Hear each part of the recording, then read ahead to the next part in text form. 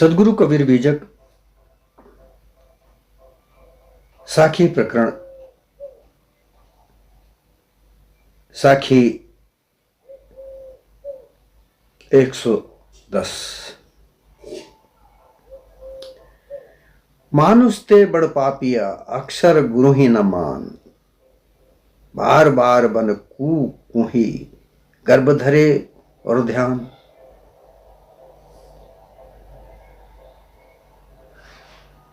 हे मनुष्यों, तुमने केवल बाहर देह का रूप मानकर उसको धारण कर लिया है, लेकिन सच्चे गुरु का गुण लक्षण धारण नहीं किया, और इसी से तुमने इस संसार का व्यवहार किया। झूठ बोलकर, छल कपट पाखंड करके इस जगत का जो व्यवहार किया, उसमें तुम दोषी बनकर बड़े पापिया बन गए।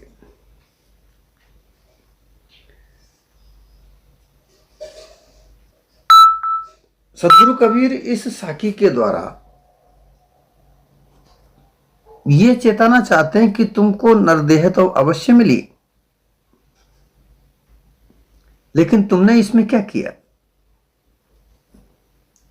जो देह तुम्हें प्राप्त हुई, इस देह को प्राप्त करने के बाद तुमने क्या किया? बड़े भारी पापी बन गए।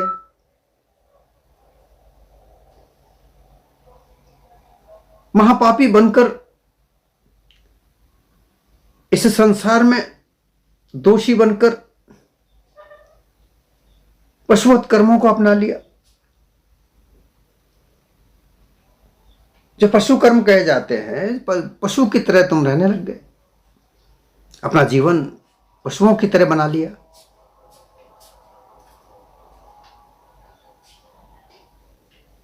पशुवत पंच विषय भोग सट कर्मों में लिप्त होकर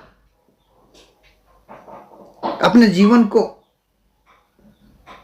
कल्याण की ओर नहीं लगाकर पाप की तरफ लगा लिया।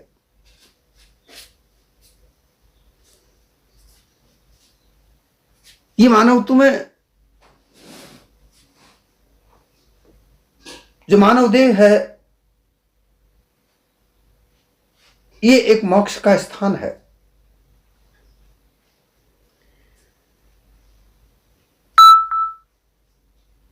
स्वतंत्र मुक्त स्थान है।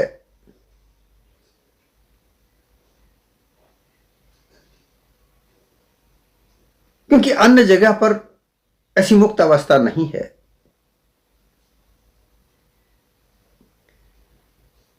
और इस मुक्त अवस्था को प्राप्त करके, इस सक्षम देह को प्राप्त करके, और इसमें तुमने अपने आप को पाप कर्मों में लगा लिया और दोषी बन गए।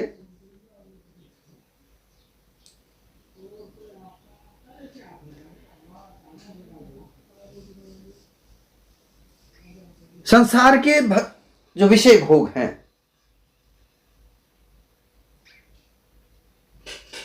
देखो, संसार भर के जो विषय हैं, उन भोग पदार्थों को 5 विषयों में समेटकर उनको क्लासिफाई किया है, उनको परिभाषित किया है।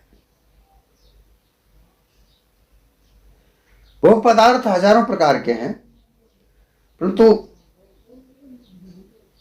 इनको 5 विषयों में समेटकर इनको परिभाषित किया। क्यों किया? क्योंकि अगर अज्ञानी जीव को ज्ञान दिया जाए तो कम से कम उसे सार शब्दों के आधार पर दिया जाए।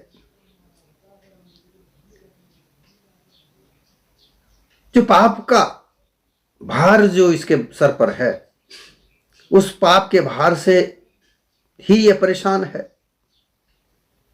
उस पाप के भार को अपने सर से हटाने के लिए ज्ञान की आवश्यकता है।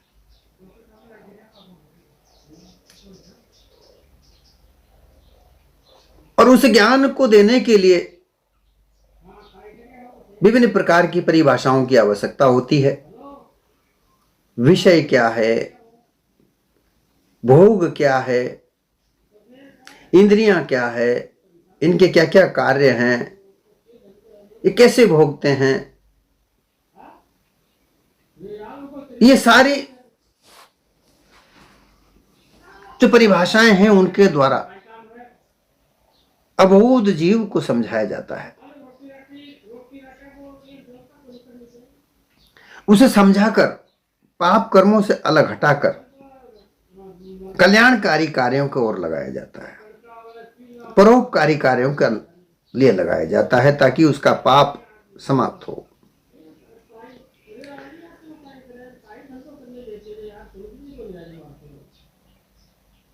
ये भी सक्षमता इस मानव देह में ही है कि वो ज्ञान सुन सकता है, ज्ञान को वो धारण कर सकता है और ज्ञान को धारण करके अपने जीवन को उस ज्ञान के आधार पर भी बना सकता है। पशु पक्षी कीट पतंगों में ये सक्षमता नहीं है।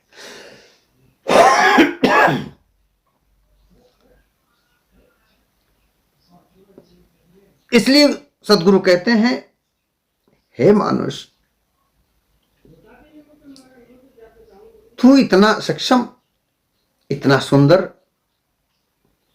तेरी सबसे अच्छी देह, हीरा तेरा जन्म, इसको तू ना समझकर पाप कर्मों में लगा रहा।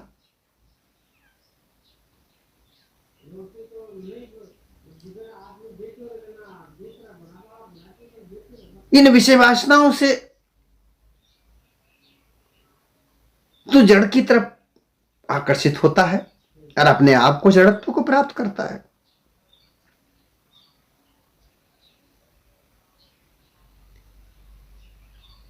अरे मानव, हे नरदेह में रहने वाले, ये क्या किया तूने? बड़े अफसोस की बात है, जो मुक्त स्थान है, जो सदैव मुक्त है, वो बंधन में बन गया। बड़ा खेद है कि जिस जगह पर तुझे मोक्ष प्राप्त होनी है, जो मोक्ष स्थान कहा जाता है, 84 लाख योनियों का तू राजा, वो पाप कर्मों में लिप्त हो गया। पाप कर्मों का जीवन तूने धारण किया और मुक्त होते हुए तू बंध गया। कितनी दुख की बात है।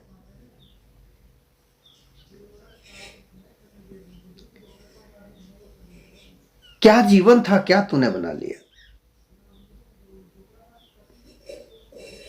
ये तेरा जीवन तेरा खुद का बनाया हुआ ऐसा है जो पाप कर्मों के आधार पर तू बना रहा है। तू नहीं बनाया है, कोई दूसरा थोड़ी बना कर आया।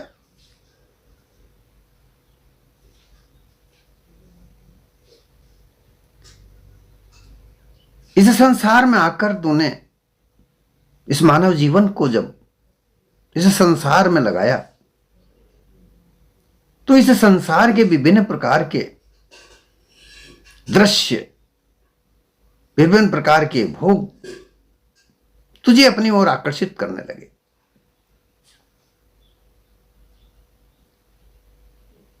और उनकी ओर आकर्षित होकर तू उनमें बनता ही चला गया, बनता ही चला गया, और धीरे धीरे अपने आप को बांध लिया।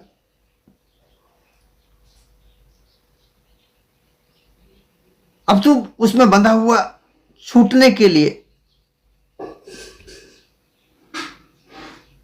तड़फड़ाता है, इधर से उधर किसी छूटने वाले की तलाश करता है, और ऐसी तलाश में तू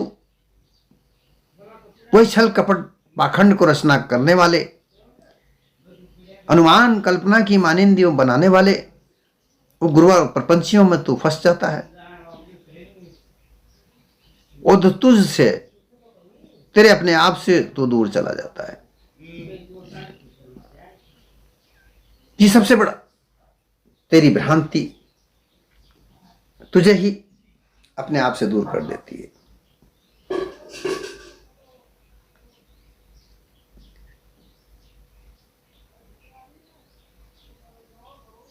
परंतु तू ऐसे गुरु की शरण में नहीं गया जो अक्षय पारख गुरु का बोध तुझे करा दे। अक्षय पारख गुरु बोध तुझे जब तक नहीं मिलता तो तेरा अविनाशी स्वरूप का परिचय नहीं हो पाता। अक्षर गुरु ही न मान, तू ऐसे गुरु की बात पे विश्वास नहीं करता। तू ऐसे लोगों को तो इस संसार की मान्यता के अनुसार नास्तिक कह के टाल देता है, लेकिन वही नास्तिक लोग ही तो वास्तविक हैं। ये तेने कभी उनका वचन ही नहीं माना।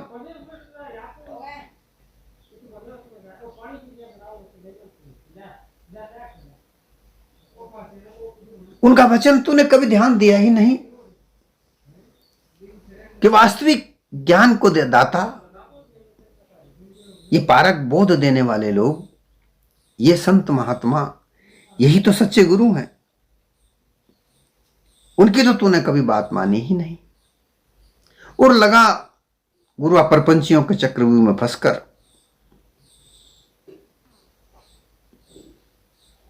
अपने आप को पाप कर्मों में लगाकर पापी बन गया। उन पाप को छुड़ाने के लिए फिर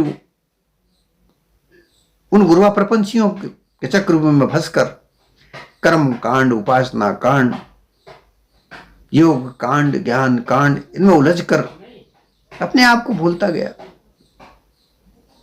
मैं ब्रह्म हूं, मेरा परमात्मा कोई ईश्वर है, ऐसी मान्यताओं में उलझकर अपने आप से दूर चलाता गया, दूर चलता गया। जैसे बार बार वन कूं कही, जिस प्रकार से वन मुर्गी बार बार में जन्म लेती है, वही विषय भोग करती है, गर्भ धारण करके अंडे उत्पन्न करके उसमें बैठकर गर्मी पहुंचाती है, सेवन करती है, फिर उस अंडे को फोड़कर बच्चे निकालती है और फिर उन्हीं बच्चों पर सदा ध्यान लगाए रहती है। इसी प्रकार से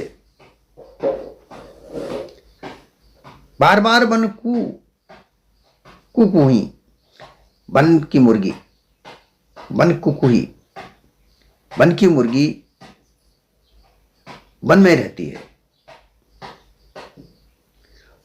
वो वहीं पर रहकर वन कुकुही है, उसका मुर्गा भी है, वह मुर्गी भी है, दोनों का मिलान होता है। कुकुही अंडे देती है, उन अंडों से वो बच्चे निकलते हैं, फिर उन बच्चों को वह पालती पोषती है, उन पर ध्यान लगाए रहती है। इसी तरीके से तूने क्या किया?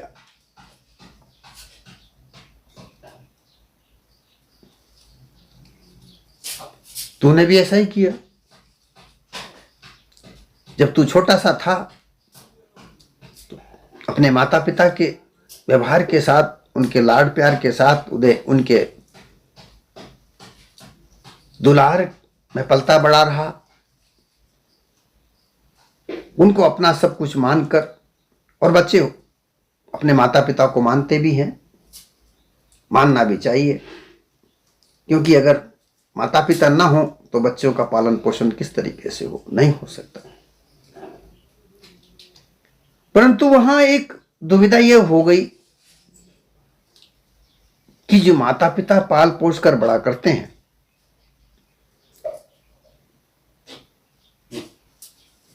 अपने धन के द्वारा उनको पालन पोषण करके शिक्षा दीक्षा दिलाकर उनको सक्षम बनाते हैं,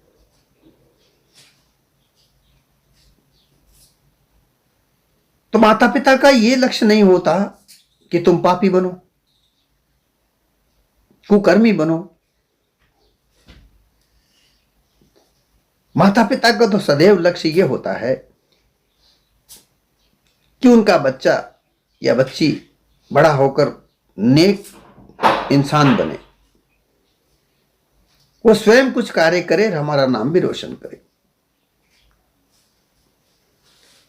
पर तुमने क्या किया, तुम जैसे ही बड़े हुए, जवान हुए, तो इस संसार के भोग पदार्थों को देखकर तुम उसमें आकर्षित हुए। भोग पदार्थ तो सारे जड़ हैं। उन जड़ पदार्थों को भोगने से जड़ का अध्यास बनता है। उन पदार्थों को भोगने से तुम्हें जो आनंद प्राप्त होता है, उस आनंद का भास मन के द्वारा तुम्हारी बुद्धि प्राप्त करती है, बुद्धि निर्णय करती है।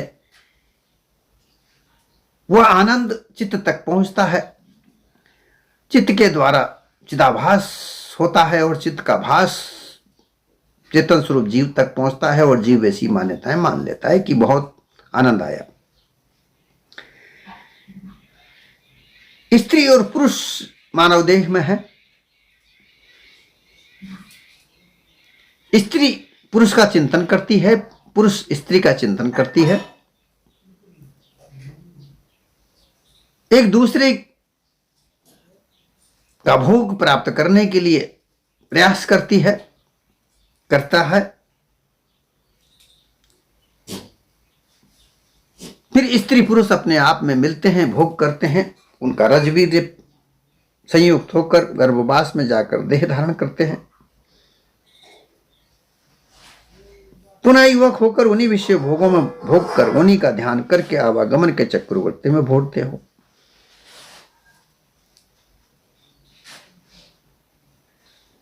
यही वातावरण, यही ध्यान, यही जड़ अभ्यास तुम्हें ये बार बार आवागमन के चक्रव्यूह में डालता रहता है। तुम उससे निर्वृत्त नहीं हो पाते, छूट नहीं पाते, जबकि तुम इन सबसे छूट सकते हो। इस मानव देह में तुम्हारे पास वो सक्षमता है कि तुम इस देह से छूट सकते हो, परंतु तुम छूटने के बजाय उनमें बंधते ही चले जाते हो।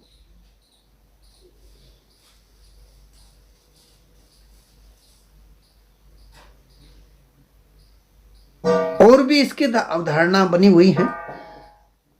ऐसे संसार में आकर तुम अपनी निज वाणी को त्याग कर अनुमान कल्पना से विभिन्न प्रकार की वाणियों का निर्माण करते हो।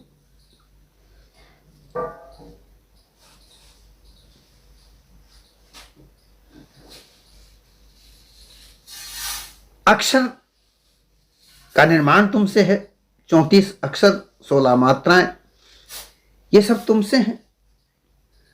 फिर इनके समावेश से फिर तुम वाणियों का निर्माण करते हो। उन वाणियों के द्वारा विभिन्न प्रकार के ग्रंथों को लिखते हो, परंतु उन ग्रंथों में तुम्हारा कहीं भी बोध नहीं है।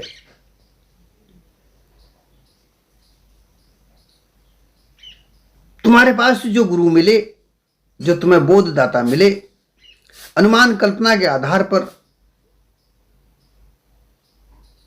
ये ईश्वर संसार को चलाने वाला है, वो जन्म देने वाला है, ये ब्रह्म संसार रचता है, परमात्मा सबसे बड़ा विज्ञानी है, ऐसी मान्यताएं तुम्हारे सामने रखता है। उन्हीं मान्यताओं के आधार पर उनकी वाणियां जो बनी हुई हैं, उन वाणियों को तुम सुनते हो और फिर उनके आधार पर तुम अपनी वाणियां निर्माण करते हो। फिर संसार में तुम्हारा प्रसारण होता है।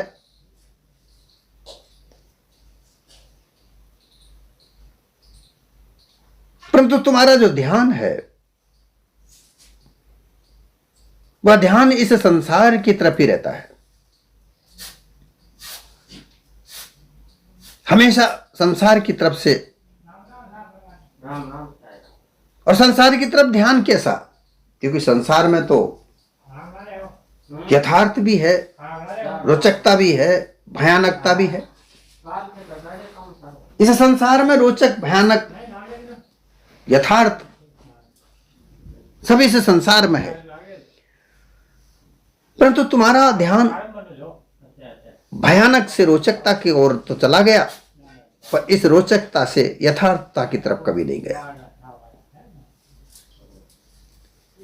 तुमने अपने आप को यथार्थता की ओर आकर्षित किया ही नहीं।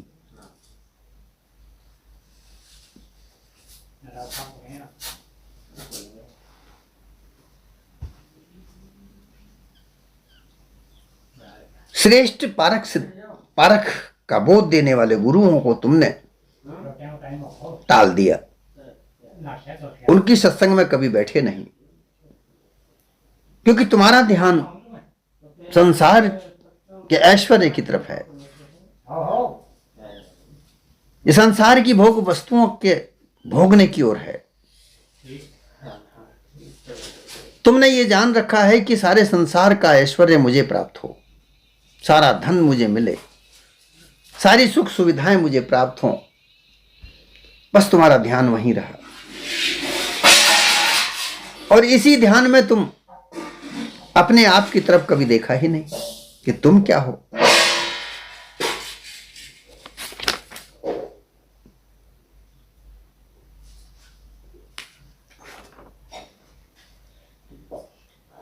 जिस दिन तुम अपने आप को देखना आरंभ करोगे तो पता लगेगा कि जिन मान्यताओं की तरफ तुम भाग रहे हो, जिनके निर्माण करता तुम स्वयं हो, उन्हीं में उलझकर तुम बंधन में बंधे हुए हो। उनसे हटकर तुम छूट सकते हो, उनमें रहकर तुम नहीं छूट सकते।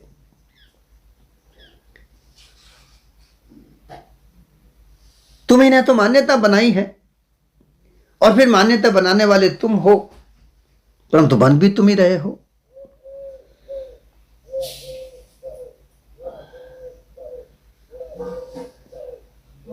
जो अनुमान कल्पना की वाणियां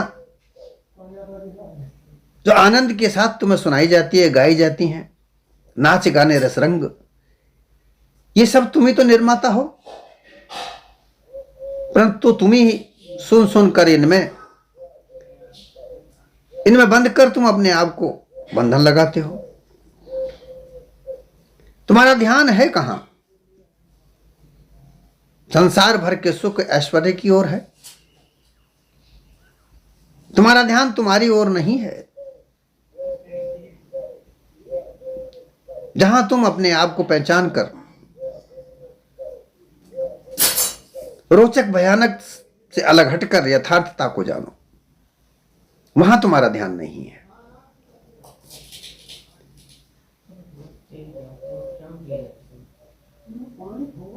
देखिए, विषय जो भोग है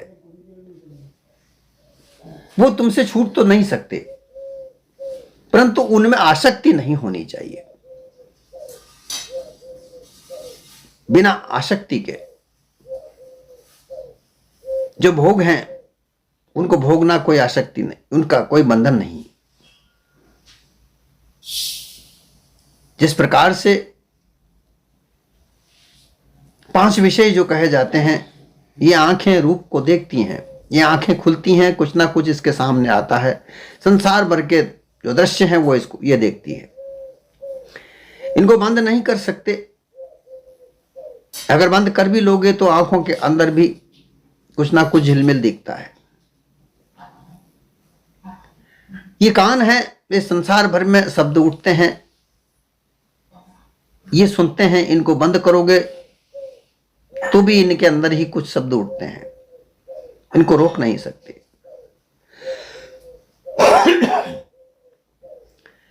ये त्वचा स्पर्श करती है, ठंडा गरम, कोमल सख्त, ये सब स्पर्श करती है, इसको भी आप रोक नहीं सकते। ये नासिका गंध सुगंध तो लेती है, ये जिह्वा रस लेती है,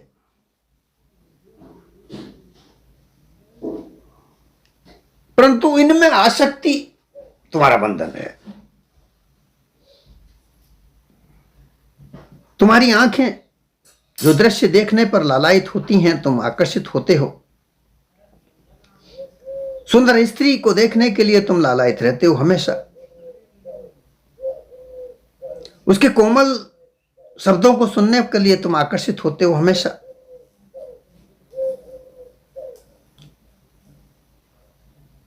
उसके कोमल तन को छूने के लिए तुम हमेशा आकर्षित रहते हो। उसको भोगने के लिए तुम हमेशा लालायित रहते हो। और इन सबके लिए तुम धन, अनाप शनाप धन कमाने का प्रयास करते हो। और उस प्रयास में तुम छल कपट पाखंड के द्वारा खूब सारा धन इकट्ठे करते हो। और फिर उस धन के द्वारा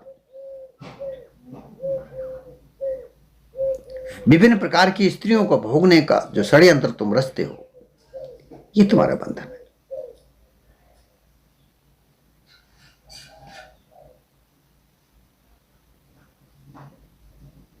स्त्री और पुरुष का दोनों का यही कहानी है। स्त्री पुरुष की ओर आकर्षित होती है, पुरुष स्त्री की ओर आकर्षित होता है। लेकिन ये आकर्षण खत्म नहीं होता, क्योंकि स्त्री और पुरुष के मिलने से ही सृष्टि आगे बढ़ती है।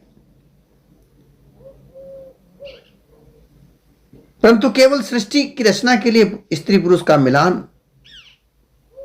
भोग नहीं कहलाता। यह भोग वहां कहलाता है जहां आसक्ति बीच में आ जाती है। विभिन्न प्रकार का भोजन किया जाता है, क्योंकि तन को भोजन की आवश्यकता है, भूख लगती है। इसका तात्पर्य यह कतई नहीं होता कि भोजन को खाने से पहले तरह तरह के भोजन पर ध्यान जाए।